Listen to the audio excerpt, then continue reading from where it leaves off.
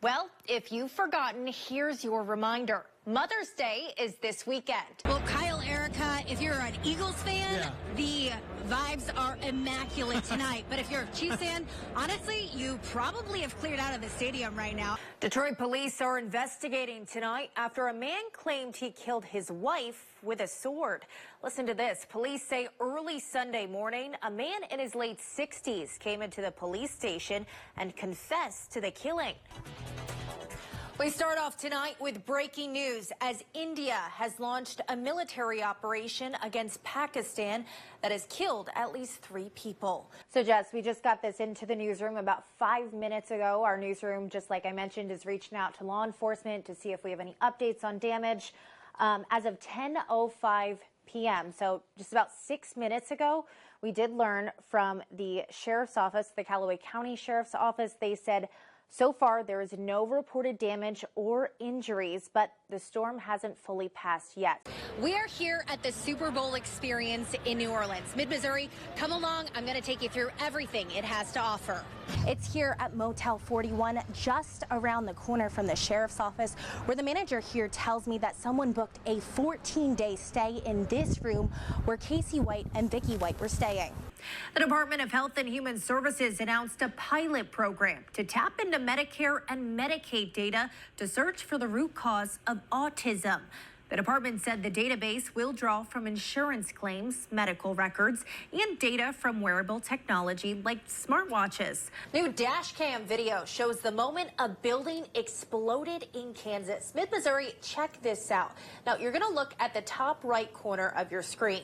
You can see firefighters outside that building running away from those flames after that building explodes. Now, my personal family actually drove 16 hours all the way from Pennsylvania to be here tomorrow at the walk. So come out, support the Walk to End Alzheimer's here at Faurot Field tomorrow, and we hope to see you there, Mid-Missouri. The sights and sounds of Super Bowl 59 are truly never ending. This week, the St. Louis Cathedral in the French Quarter is putting on a spectacular light show for fans and locals alike. Take a look. You at home can see this. We've got cars pulling through right now.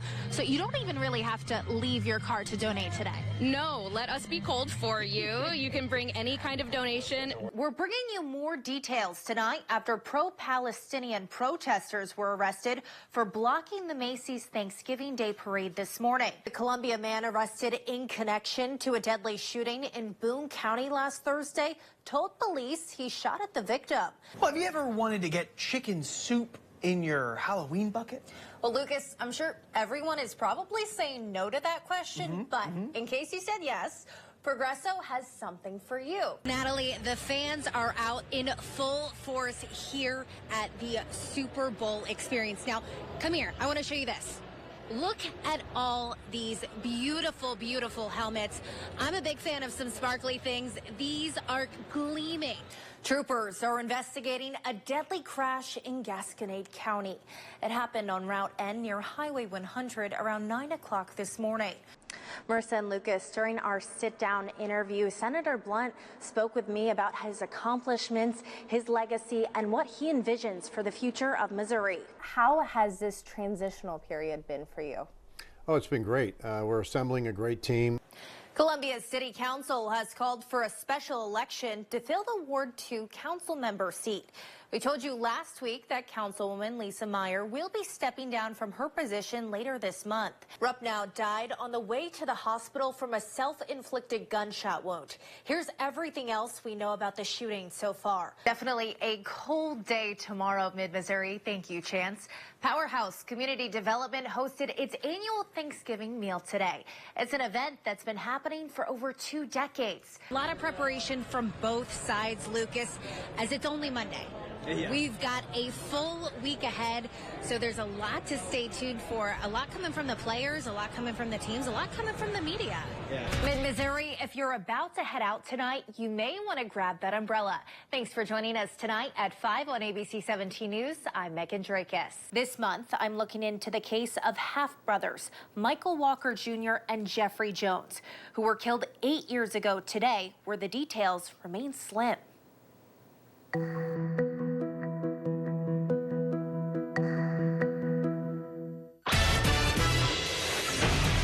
Breaking news tonight on ABC 17 News at 10. 2 men are now dead after a triple shooting in Northwest Columbia. I think that there's people out there that absolutely know exactly what happened. March 26, 2017. What happened right here? The Columbia Police Department responded to a shots fired call. Lieutenant Matt Graymore recalled a sunny Sunday afternoon. At 12:45, officers went to I-70 Drive Northwest and Garden Drive. When officers first pulled up, what did they see? There was a vehicle that was in the middle of the roadway, a white SUV. Inside the car were half-brothers, 32-year-old Columbia resident Michael J. Walker Jr., 26-year-old Milwaukee resident Jeffrey D. Jones, and a third unnamed man. Jones was pronounced dead at the scene, while Walker died at the hospital. Police say the third man had serious injuries but survived. I was one of the people that was called in back when that happened. There was a whole lot of people that were called in at the time. The scene included a 2007 white Audi SUV riddled with bullet holes. The mother of 3 of Walker's children, Amy Scott, told me off camera that police found cash and a Rolex inside the car. Scott tells me Walker and Jones grew up in Chicago. She said the two were close and attended a concert that weekend. That Sunday afternoon, they were on their way to the airport so Jones could fly back to Milwaukee, but made a stop along the way. Due to this being an active investigation, Graymore was not able to tell me how many suspects were involved, how they got there, the number of guns used, and types of evidence collected. Typically, this is a pretty quiet area that doesn't have a lot of violent crime, to my knowledge.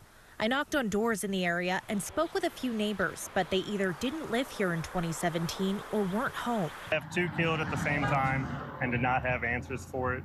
That makes it that much harder for the family and for the police to try to get answers for that. Scott tells me, quote, "It is difficult to articulate the profound sorrow that this tragedy has brought upon our family. Losing 2 loved ones within mere minutes is an unbearable burden. As time passes, the ache of their absence remains ever present." What we need to have happen is for someone that has the intimate knowledge of what happened to come forward and talk about it. Graymore says over the course of nearly a decade, helpful tips have come in. My job is to get as close to that as possible to give them answers for what happened. While I understand that's not going to be closure to make the pain go away, it is a step in the right direction to try to help the family, and that's what I feel responsible for. Homelessness. It's a problem plaguing mid-Missouri and the Columbia area. The graph behind me shows in the last year, the homeless population in Boone County has more than doubled to 424 people. Local governments have put millions into the Voluntary Action Center's plan to start the Opportunity Campus in Central Columbia.